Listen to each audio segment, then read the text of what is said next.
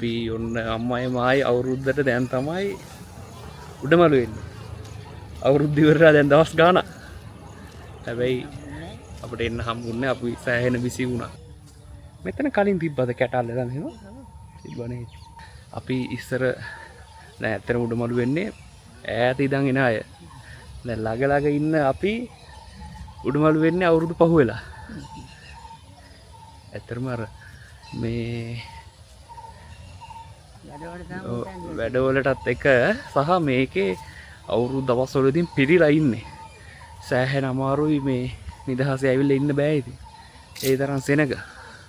ඒකින්ද ඉතින් හිමීට ඒ දවස් ටික පවුනට පස්සේ තා එන්නේ.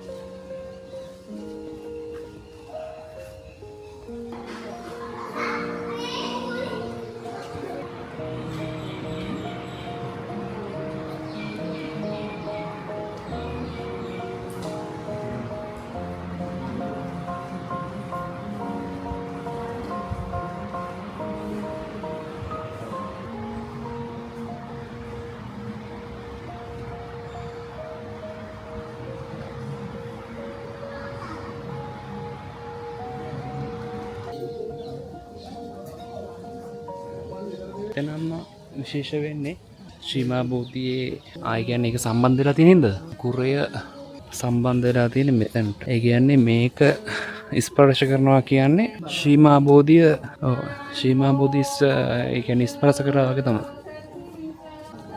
අපි දඹදිව ගමන යද්දිත් ওই විදිහට පිටරට කට්ටිය වියට්නාමේ කට්ටියක්ද කොහෙද හිටියේ. ඒ විදිහට ඇවිල්ලා ඉන්නවා. ඉතින් දඹදිව වන්දනා කරන්නත් පිටරට අය.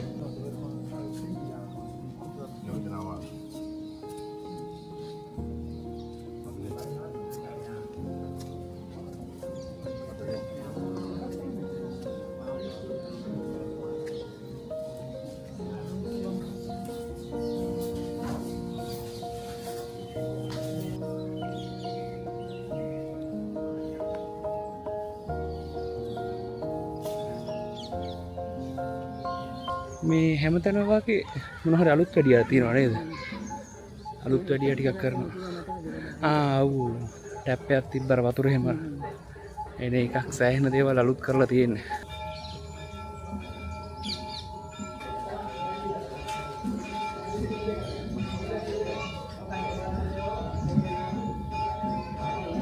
අපිට දැන් රුවන් වැලි මහා සෑය පැත්තට යන්න බෑ. මොකද වැස්සක් එනවා.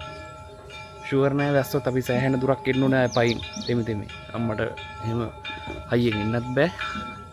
ඒකින්ද අපි මෙතන හැඩ ටික ඉවර කරලා යනවා.